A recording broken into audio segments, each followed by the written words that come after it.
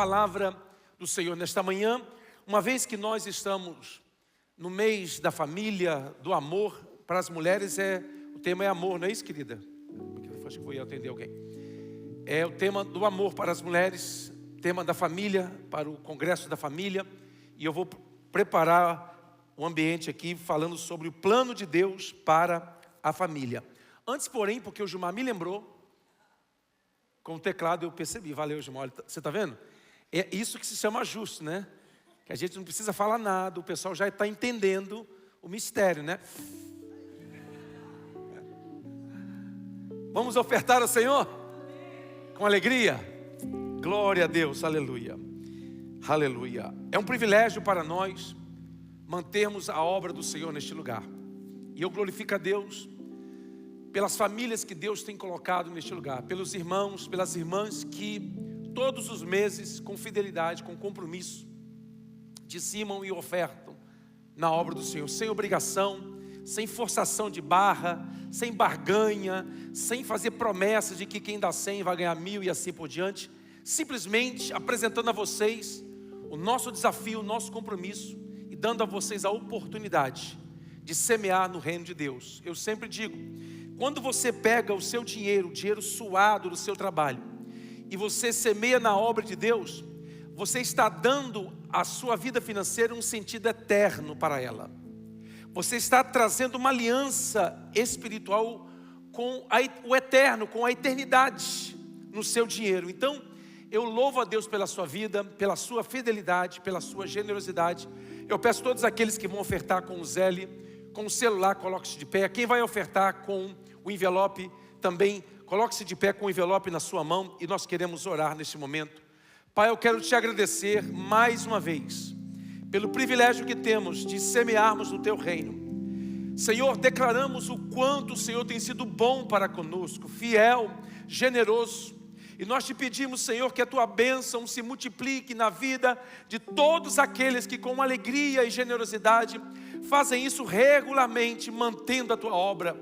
Que não falte a provisão na mesa de cada uma destas casas, dessas famílias. Que cada uma dessas famílias experimente a tua provisão, o teu cuidado, o milagre na área financeira. Em nome de Jesus Cristo. Amém. Quem vai ofertar com envelope pode vir ofertar, por favor.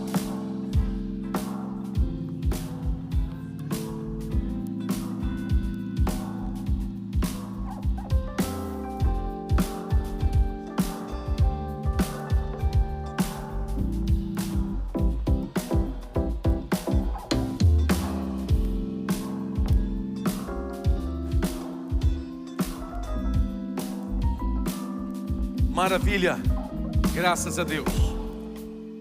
Vamos ao texto bíblico desta manhã, início de tarde. Gênesis 2, 24. Abra aí, por favor. Se não está na tela, ligue a sua Bíblia, abra a sua Bíblia, desenrole o pergaminho. O formato não importa, o importante é a palavra de Deus. Amém? Gênesis 2, 24 diz: por isso, deixa o homem pai e mãe e se une à sua mulher, tornando-se os dois uma só carne. Texto bíblico bastante conhecido. Eu enfatizei na manhã algumas coisas, e no segundo culto quero enfatizar algo mais. O casamento bíblico, quando você quer fazer segundo a Bíblia, significa deixar pai e mãe. Deixar pai e mãe aqui não significa abandonar, esquecer o pai e a mãe, mas significa sair debaixo do mesmo teto. Não dá certo você casar e morar com os seus pais, com o seu sogro, com a sua sogra. Tem irmãos até glorificando. Não dá certo. Pode-se morar por um tempo? Pode. Principalmente na velhice, quando precisarem de cuidar dos pais, isso é normal, ok? Isso deve, se puder, pode fazer. Mas o texto bíblico diz: deixará, repita. Deixará. É uma nova família que você está formando. Sai debaixo do mesmo teto. sai. É o texto. Deixa homem, diga homem. A palavra no hebraico aqui para homem é a palavra ish. Fala ish. Então quando você faz bobeira lá e a sua mulher faz ish para você, você já sabe o que é. Ela está chamando você de macho. Ish é macho, né? Pai e mãe e se une à sua mulher. Mulher no hebraico aqui é Ishra. Então até no hebraico a mulher é mais complicada. Ishra, fala Ishra. E a palavra significa fêmea. Então casamento é a união de macho e fêmea. O que passar disso é de procedência maligna. Ninguém pode definir o casamento uma vez que Deus já definiu. Podem as cortes tentarem redefinir, podem presidentes, governantes, quem quer que seja, podem tentar redefinir o casamento. Mas casamento foi Deus quem estabeleceu, foi Deus quem definiu. E é algo tão santo que Deus solenizou no Éden, a primeira cerimônia. E Jesus operou o primeiro milagre dele, o primeiro milagre do seu ministério terreno, numa festa de casamento. Então casamento não é ficar together. Não, casamento é uma aliança espiritual, na presença do Senhor.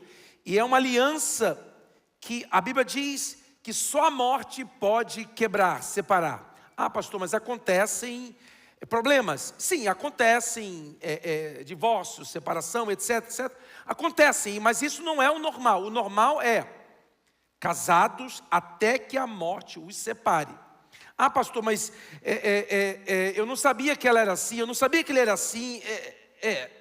Ora para Deus matar ele. É só até que a morte separe. Ore para Deus levar ela. Fala, Senhor, prepara ela e leva. E quem vencer na oração está livre. Meu Deus, o irmão falou, meu Deus. Eu, por exemplo, eu só faço casamento uma vez. Só faço casamento uma vez. Por quê? Isso não é uma ordem bíblica não, tá? São Cleverson, versículo 580, capítulo 580, versículo 0. E eu não faço casamento da mesma pessoa 2 vezes, não faço. Então se a pessoa casar e por algum motivo se divorciar, né, qualquer motivo, eu não faço casamento de novo. Porque eu já fiz. E eu apareci nos 2 álbuns. E olha, eu apareci com o mesmo terno, só que mudei só a gravata. Senão ficaria feio, né? Casei uma pessoa 2 vezes sem saber e fui ver o álbum, estava no mesmo casamento com o mesmo terno.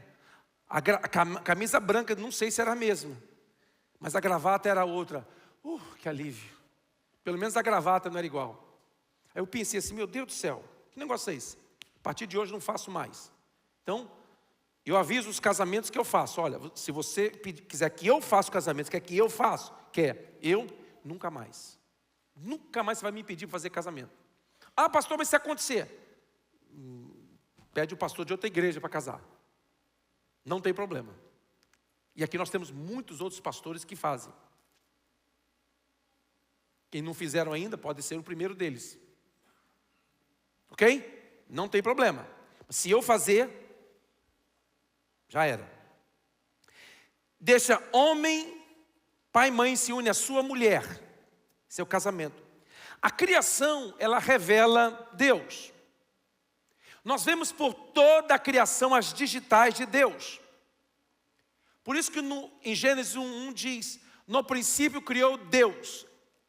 A palavra hebraica para Deus aqui é a forma plural de Elion, que é Elohim, que é a forma plural.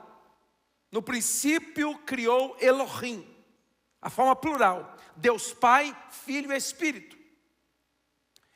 E nós vemos as digitais de Deus por toda a criação. O salmista diz: os céus proclamam as obras das suas mãos. Tudo está aí, como testemunha de que existe um Criador. Para que as coisas viessem a existir, a matéria, o espaço e o tempo precisaram vir a existir simultaneamente. Por quê? Se a matéria existisse antes do tempo, quando você colocaria? Sem o espaço, onde você colocaria? Então, matéria, espaço e tempo vieram a existir simultaneamente. E a origem da matéria não pode ser material. Aquilo que não é material se chama espiritual.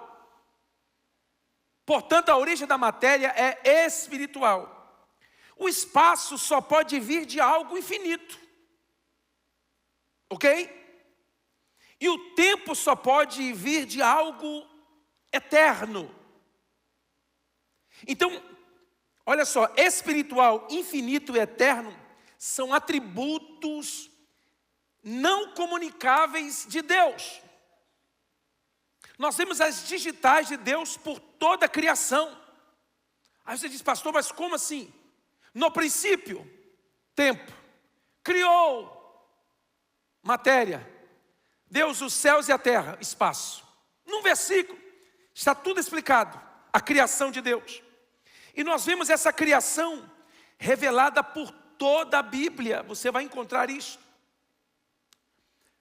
Por exemplo, a matéria, ela se apresenta em sólido, líquido e gasoso. Trindade, 3. O espaço, largura, altura e comprimento. 3. O tempo, passado, presente e futuro. Você vai encontrar isso por toda a Bíblia. Não somente na natureza, mas também de forma alegórica. A Bíblia diz que após o dilúvio, depois de chover sobre a terra, Noé tomou uma pomba, abriu a janela para cima da arca, e a Bíblia diz que ele soltou uma pomba 3 vezes. Ele soltou uma pomba 3 vezes, 3 viagens de uma mesma pomba, um Deus, em 3 pessoas. Está aqui uma figura. Diz o texto que Noé abriu a janela, soltou a pomba pela primeira vez. A Bíblia diz que ela saiu e, não encontrando lugar para pousar, voltou. Noé tomou a arca e esperou mais 7 dias. A primeira viagem desta pomba representa o Deus Pai no dia da criação, quando Ele sai, cria todas as coisas e retorna. Esperados 7 dias, Noé solta a pomba outra vez. E a Bíblia diz que ela foi e voou, e quando voltou, trazia no bico um ramo de oliveira. Isso simboliza o Deus Filho que desceu e saiu no dia da redenção, saiu e voltou com os sinais dos cravos nas mãos, nos pés e da lança no seu lado, trazendo o sinal de que as águas começaram a baixar. Ele esperou mais 7 dias, diz a Bíblia, e soltou a mesma pomba.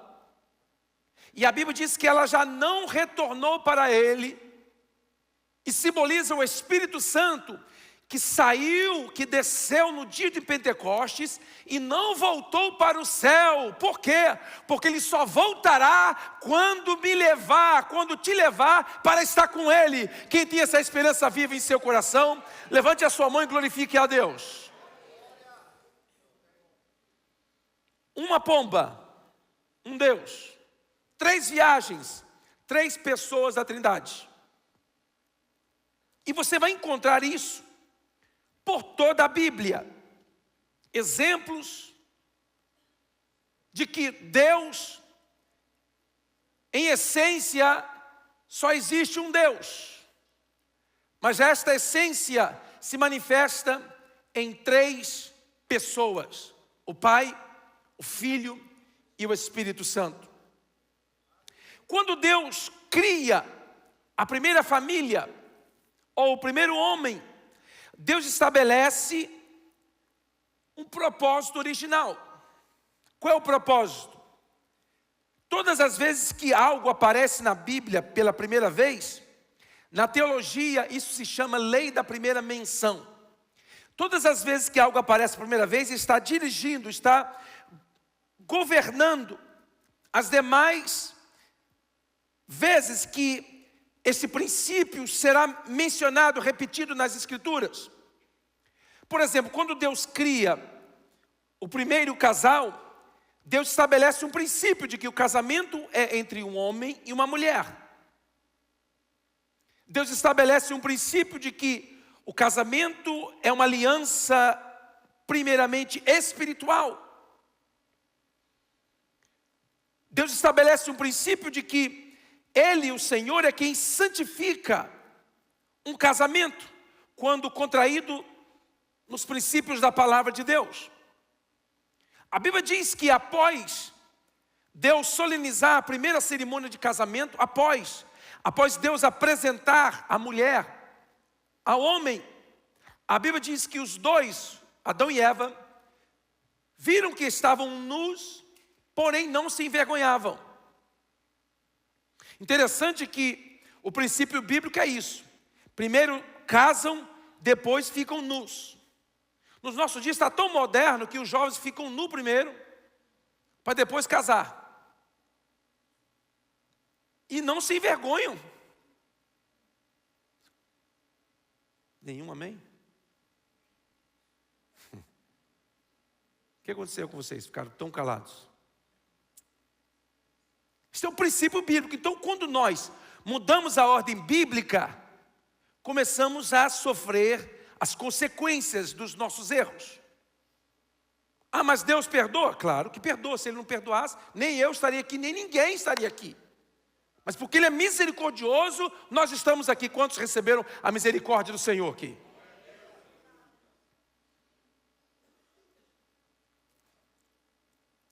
Em Gênesis 2:7 diz assim: formou o Senhor Deus o homem do pó da terra e soprou nele o fôlego de vida. Deus formou o homem do pó da terra. A criação, Deus usa a palavra para criar. Deus fala e as coisas passam a existir. Quando Deus foi criar o homem, Ele não apenas falou a criação, a matéria para que existisse, mas Ele tomou a matéria e formou.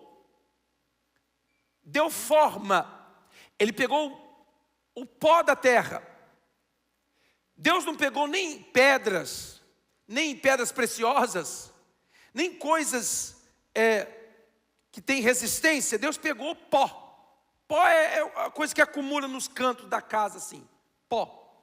Eu não sei como as pessoas ficam se achando, pensando que são melhores do que os outros, de que tem mais que os outros, que se acham superiores. Meu irmão, eu e você somos pó. Não somos nada.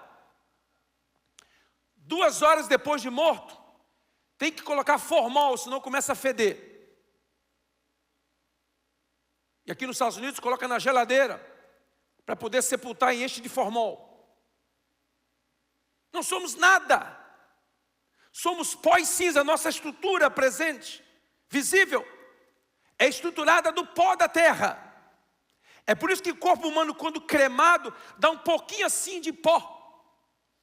Porque a maioria do que é queimado se evapora, é líquido, é água.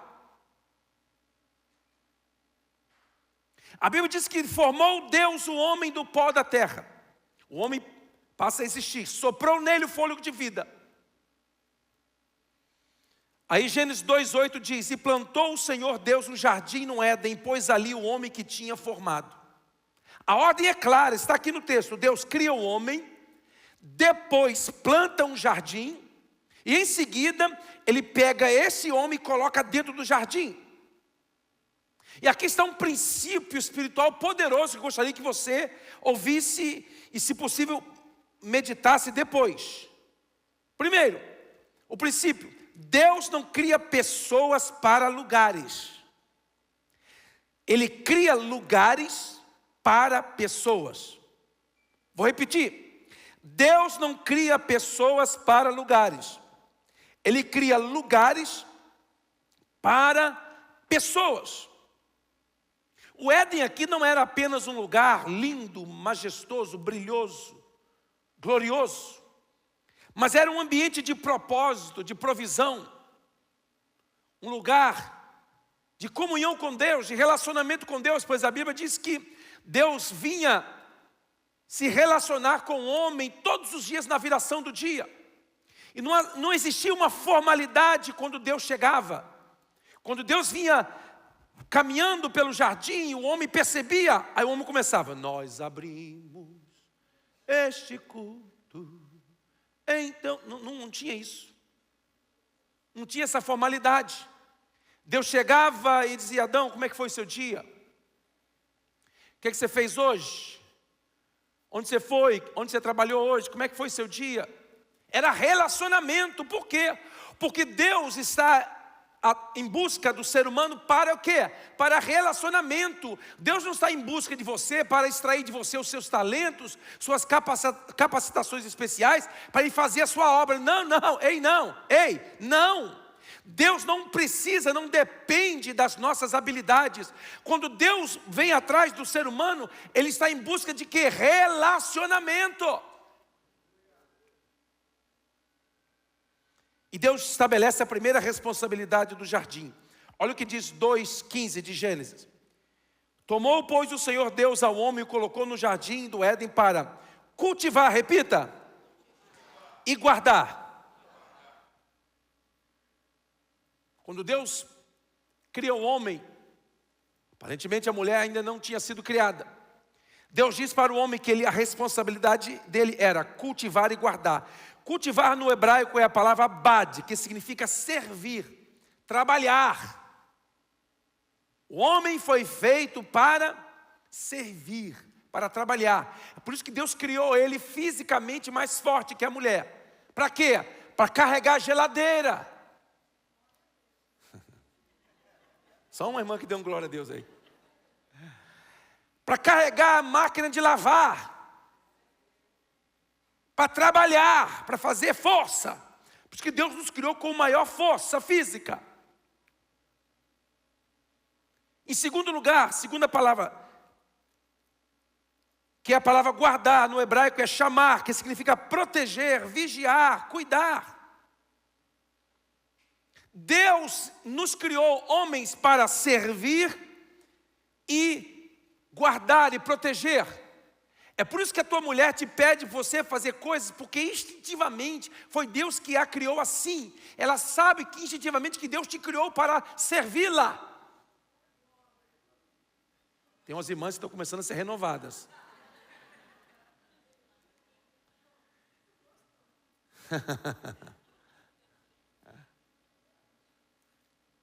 E o homem que se parece com Deus, ele serve a sua esposa e sua família, não por obrigação, mas serve porque Deus o criou com esse instinto.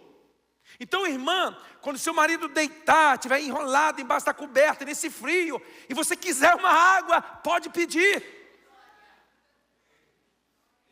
Não, tem gente que vai falar em línguas, já. Se eu continuar nesse, vou mudar um pouquinho.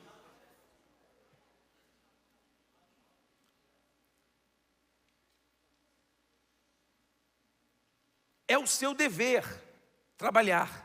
E eu disse aqui no primeiro culto que é inconcebível um homem que não quer trabalhar, que é preguiçoso para trabalhar. Não, só sai de casa para ganhar $250 a hora. Se for só 100, 150 eu não saio. Você vai ficar em casa sem ganhar nada? Você prefere não ganhar nada do que ganhar 150? Não, é exploração. Exploração, meu irmão. Eu falei aqui de manhã, eu trabalhava por $50 à noite para limpar uma rataria. Rataria não, padaria. Irmão, era tanto rato naquela padaria que eu tinha medo de entrar lá. Eu, quando chegava naquela padaria, eu batia nas coisas, tentei para os ratos saírem. Porque eles não saíam não. Você entrava lá e eles encaravam. E eu tinha que limpar aquela padaria depois do culto ainda. Eu ia para lá 10h30, 11h. O nosso culto naquela época era 3 horas de culto, hein? Parece que quando nós entrávamos no culto, entrávamos na eternidade. O pastor não via a hora.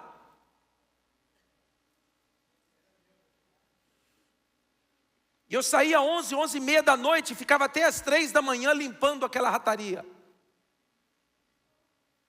Por quê, pastor? Quanto você ganhava? 50, 70 dólares por noite. Aí você fala, mas que loucura! Por quê? Porque tinha que trabalhar.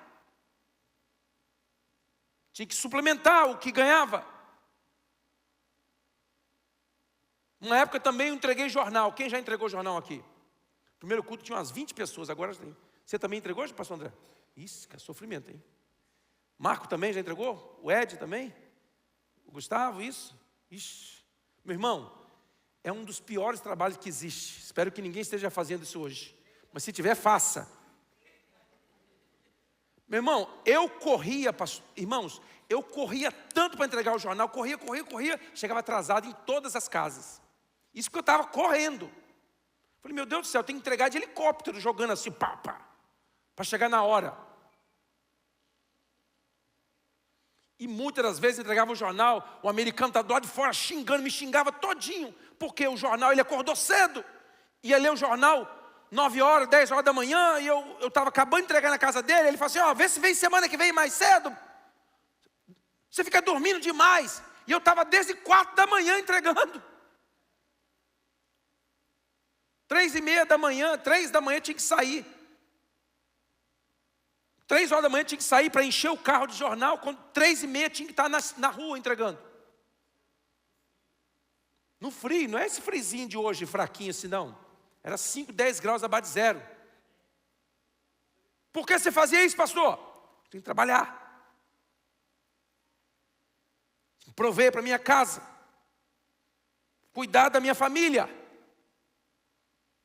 Então é inconcebível um homem que não gosta de trabalho. Inadmissível isso. Pastor, estão chamando amanhã para trabalhar, aí a diária, 150 dólares. Vai, se você não tem outra coisa a fazer, vai. Mulher, manda esse marido trabalhar. Vai trabalhar, meu filho. Porque você fica em casa, você gasta 150 de comida, comendo o dia inteiro. Pelo menos a sua comida você vai pagar hoje. Tem umas irmãs que estão quietinhas, irmãos, pode deixar comigo.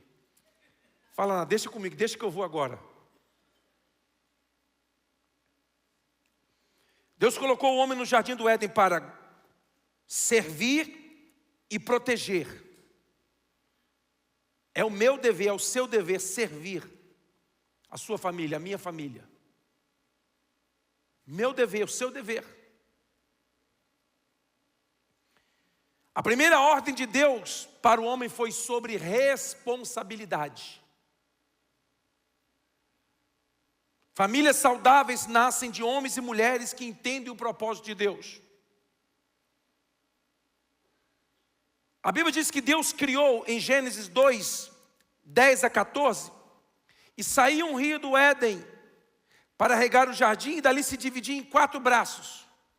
O primeiro é Pison, diga Pison. O segundo é Gion. O terceiro é Tigre. E o quarto é Eufrates.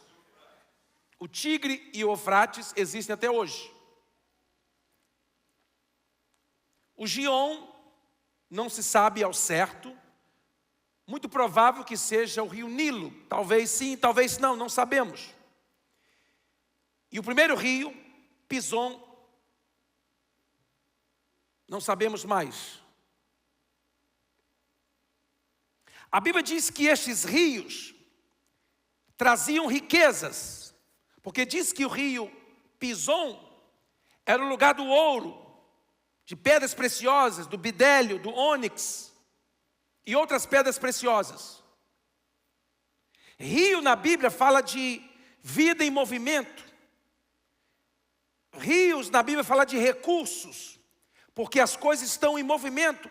As grandes civilizações, a maioria delas começaram na beira de rios. Rio fala de novidade, de recursos. E aqui eu aprendo um princípio. 4 rios. Por que 4 rios? Porque o número 4 é o número da terra. Na Bíblia, quando você estuda numerologia bíblica, você vai entender que 4 é o número da terra. 4 estações do ano. Inverno, verão, outono e primavera. 4 estações. 4 pontos cardeais. 4 evangelhos, Mateus, Marcos, Lucas e João, pregados aos 4 cantos da terra. A lua tem 4 fases. Por isso que a lua simboliza a igreja. O sol representa, simboliza Jesus, porque o sol é o mesmo. Não tem estação, não tem variação, é o mesmo. Já a lua, ela tem 4 fases no ano. Simboliza a igreja. Assim como no Éden havia diversificação de provisão, Deus nos ensina princípio de sabedoria. 4 rios. Você precisa de 4 fontes de rendas na sua vida. Aprenda esse princípio. Você precisa trabalhar. Se você não é rico, não tem condições, a sua esposa vai trabalhar também. E você precisa criar 2 outras formas alternativas de recurso. Por quê, pastor? Porque se você tem 4 fontes de recursos, o diabo vem em top 1. Você tem 3 outras fontes trazendo, você não entra em pânico. Você não entra em crise espiritual, psicológica, financeira. Porque você tem múltiplas fontes de renda. Ah, pastor, não tem que preocupar com isso. O rei está voltando. O rei... Não. O rei está voltando. Mas enquanto ele não vem, você tem que ter recurso. Meu irmão, eu nunca achei que ia chegar a 55 anos como eu estou. E não parece. Parece ter mais, né? It's okay.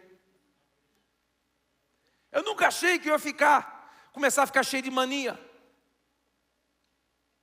Eu nunca achei que ia ficar pirracento, estou ficando. Já era um pouco, agora estou piorando. Vai ficando mais velho, vai ficando meio assim, é o normal.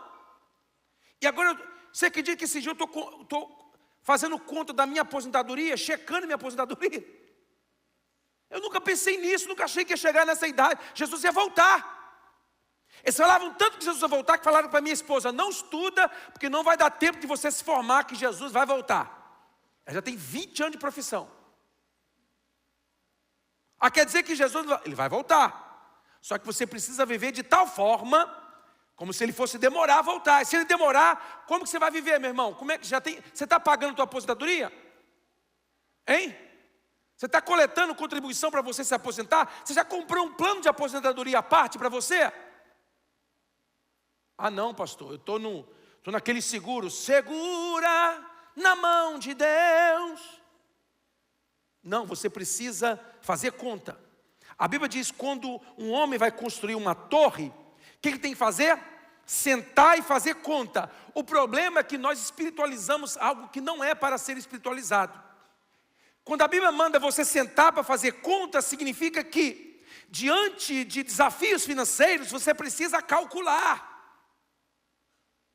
Ah, pastor, mas e a fé não opera? Opera.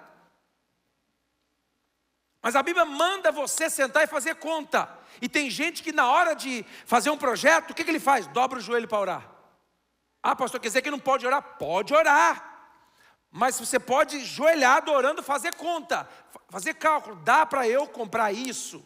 Dá para eu pagar isso? Quanto que eu vou ganhar? Quanto que minha esposa ganha? Quanto que eu tenho de recurso? Quanto dinheiro vai sobrar? Pastor, qual o carro que eu devo comprar? O que você consegue pagar facilmente. Não adianta você andar com um carro maravilhoso, com a corda no pescoço. E parece que é uma cultura brasileira. Nós, brasileiros, gostamos muito de ostentar, de mostrar o que nós não temos, que nós não podemos. Temos os melhores carros, as melhores roupas, as melhores bolsas no cartão de crédito. Estou pagando, pastor, em 10 vezes. E a cultura do Brasil é para isso.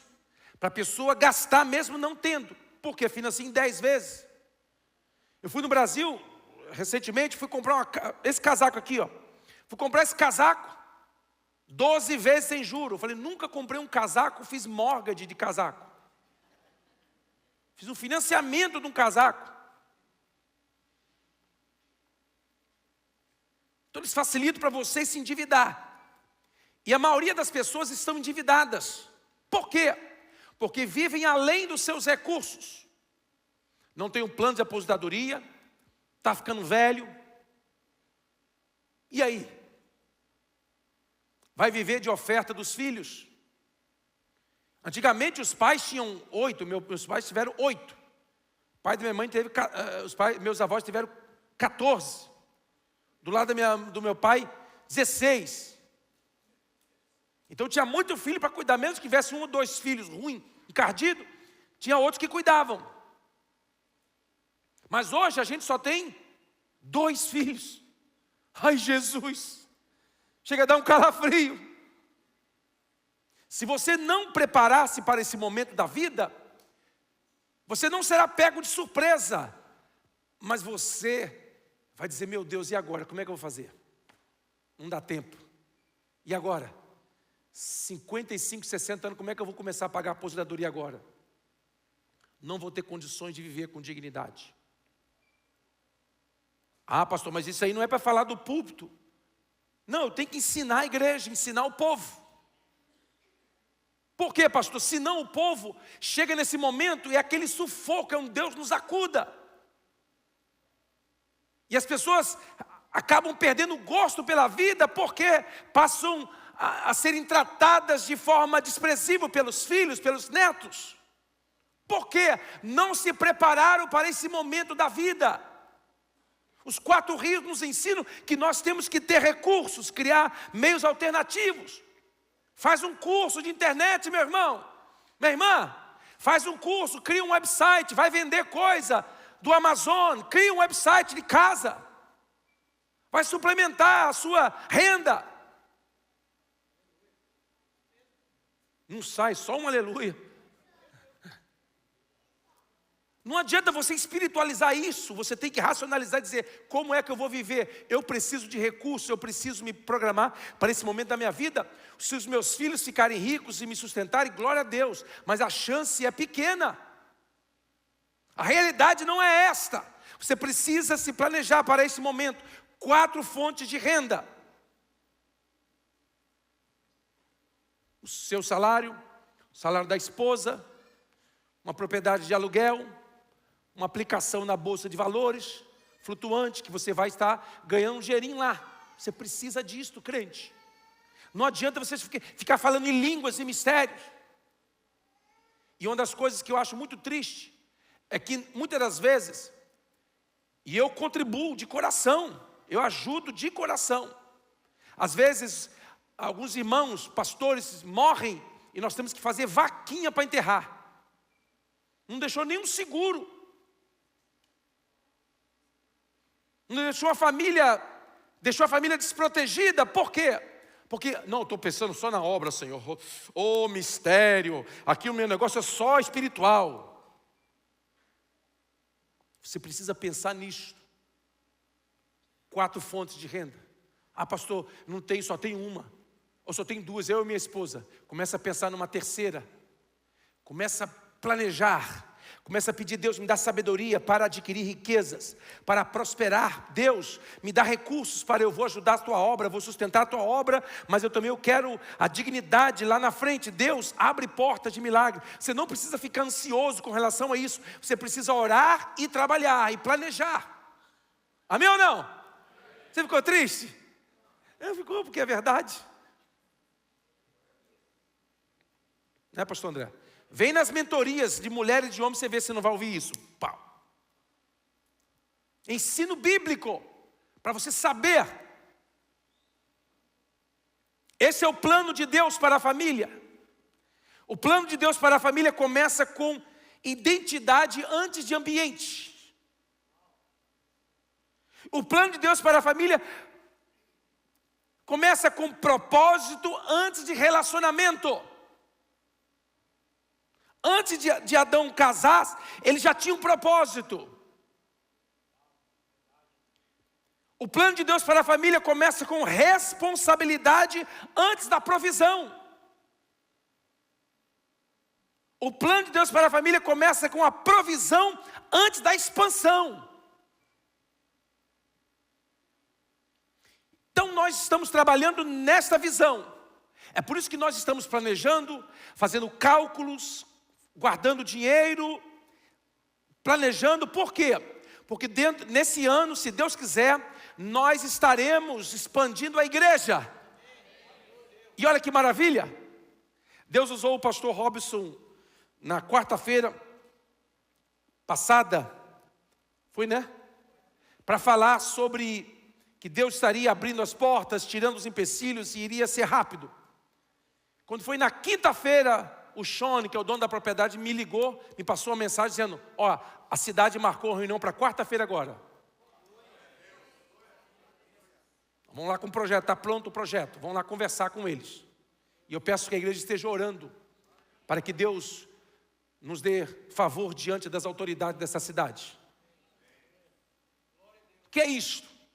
Provisão antes da expansão. Nós estamos calculando, fazendo as contas, planejando. Como que nós vamos fazer, pastor? Está tudo aqui, irmão, tudo aqui. Ainda não saiu ainda. Porque eu preciso dos sinais de Deus, sinal verde de Deus. À medida que Deus for lançando, alguém já pode, pastor, você deveria já começar, meu irmão. Eu faço campanha financeira aqui, às vezes eu fico até vermelho. Tem uns pastores tão cara de pau que eles falam, não fica nem vermelho mais. Pedem de cara lavada. E eu só faço campanha quando realmente tem uma necessidade. Fora disso, tem irmãos que estão aqui na igreja que tem mais de 5 anos que eu não faço campanha especial de oferta. Alguém fala, mas por que, pastor? Porque não precisa. Para que eu vou fazer campanha se não precisa? É por isso que essa igreja aqui, às vezes, eu até falo, irmãos, tá bom, não contribui muito não, tá bom, chega, já deu.